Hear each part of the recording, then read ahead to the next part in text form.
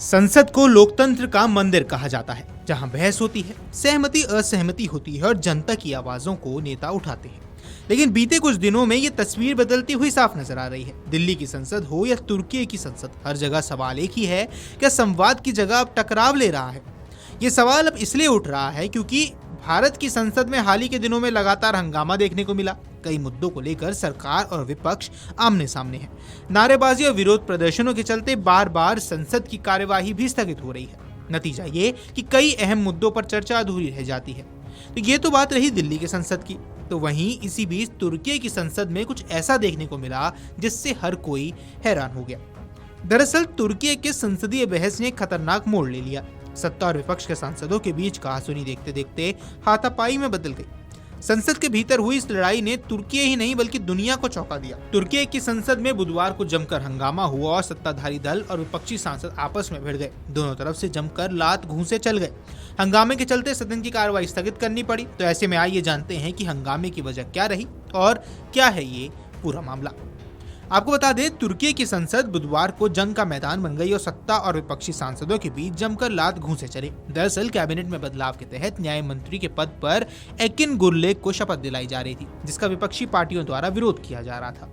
विपक्षी सांसदों ने एकिन गुरलेक को शपथ लेने से रोकने की कोशिश की, जिस पर सत्ताधारी पार्टी के सदस्य और सांसद और विपक्षी सांसदों में बहस होने लगी।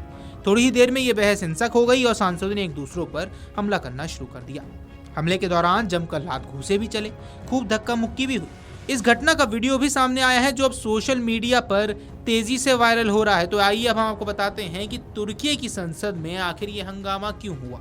एकिन गुरलेक एक विवादित व्यक्ति हैं और उन्हें राष्ट्रपति रेसेप तैयब एर्दोगन का करीबी माना जाता है। अब आरोप है कि गुरलेक ने विपक्षी नेताओं के खिलाफ हाई प्रोफाइल ट्रायल्स की सुनवाई की है। हालांकि विपक्ष का मानना है कि गुरलेक के फैसले राजनीति से प्रभावित थे।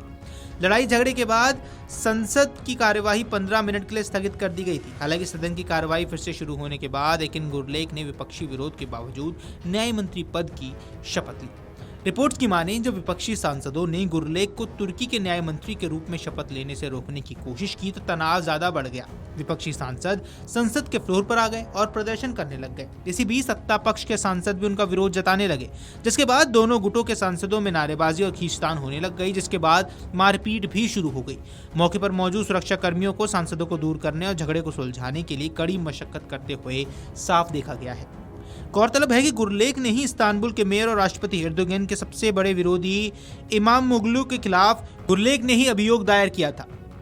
इमामोग्लू पर भ्रष्टाचार और संगठित अपराध से जुड़े 142 अपराधों का आरोप लगाया गया था। इन आरोपों में इमामोग्लू को 2000 साल से अधिक की सजा हो सकती है। इमामोग्लू के समर्थकों का दावा है कि उन पर लगे आरोप राजनीति से प्रेरित है। हालांकि सरकार इन आरोपों को खारिज करती है। Video desk अमरुजाला.com।